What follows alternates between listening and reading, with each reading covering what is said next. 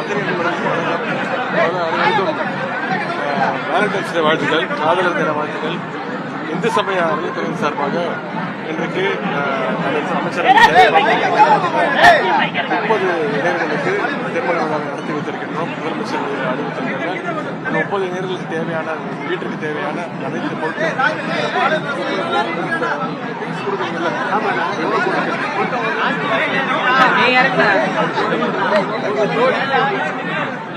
ஒரு இளைஞருக்கும் அவருடைய வாழ்க்கைக்கு தேவையான அனைத்து பொருட்களும் கிட்டத்தட்ட 1 லட்சம் ரூபாய் மதிப்புள்ள பொருட்களை அரசு வழங்கி அவங்களுடைய திருமணத்தை இன்னைக்கு அமைச்சர் மக்கள் மேயர் எல்லாம் நடத்தி வச்சிருக்கிறோம்.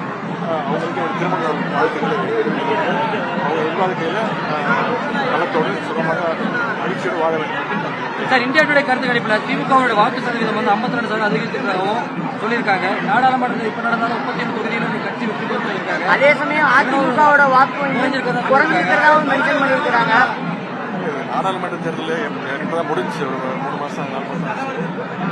மிகப்பெரிய வெற்றி தமிழ்நாட்டு மக்கள் நம்முடைய தலைவர் திமுக தலைமையிலான எங்களுடைய முதலமைச்சர் தலைமையிலான ஏற்கனவே மக்கள் சர்டிபிகேட் கொடுத்துருக்குறாங்க.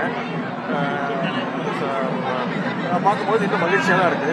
இன்னும் அதிகமான வேகத்தை கொடுத்தது, இன்னும் அதிக மக்கள் பணியாற்றணும் அப்படின்ற அந்த நம்பிக்கை. அவங்க கட்சி பிரச்சனை